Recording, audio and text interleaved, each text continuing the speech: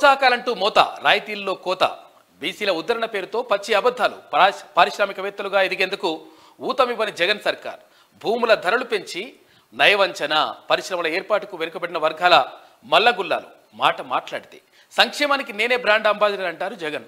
ఇక సభలు సమావేశాల్లోనూ సంక్షేమ జపమే చేస్తుంటారు.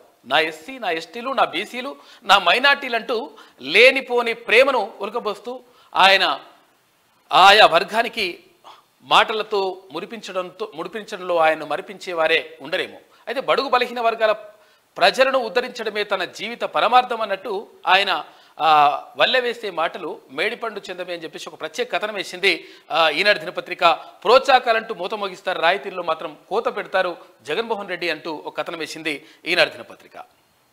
బడుగు బలహీన వర్గాల సంక్షేమమే తన జేయమని ప్రగల్భాలు పలికే జగన్ రాష్ట్రంలోని బీసీలకు అన్యాయం చేశారు. వైకాపా అధికారంలోకి వచ్చిన తర్వాత ప్రవేశపెట్టిన 2020 నుంచి 23 వరకు 23 నుంచి 27 పారిశ్రామిక విధానాలే ఇందుకు నిదర్శనం. బీసీ పారిశ్రామికవేత్తలు భూముల కొనుగోలు చేసేందుకు గత ప్రభుత్వం కల్పించిన రాయితీలను జగన్ ప్రభుత్వం పూర్తిగా తొలగించింది. దీంతో పెట్టుబడి వ్యయం పెరిగి బీసీలు తీవ్రంగా నష్టపోతున్నారు.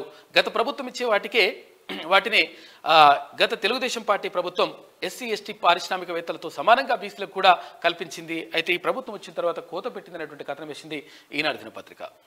ఇక అడ్డగోలు కోతలు, వెనుకబడిన వర్గాలను పారిశ్రామికంగా రంగం వైపు మళ్లించి వారిని పారిశ్రామికవేత్తలుగా మారుస్తామని, ప్రోత్సాహకాలు అందిస్తామని కోతలు కోశారు. అయితే తీరా చూస్తే వారికి ఇచ్చే రాయితీల్లో అడ్డగోలుగా కోత కోశారు అంటూ అక్కడ బీసీలకు సంబంధించి మోసం చేసిండు జగన్మోహన్ రెడ్డి అనేటువంటి కథనాన్ని ఈనాడు దినపత్రికలో కథనం కనిపిస్తూ ఉంది.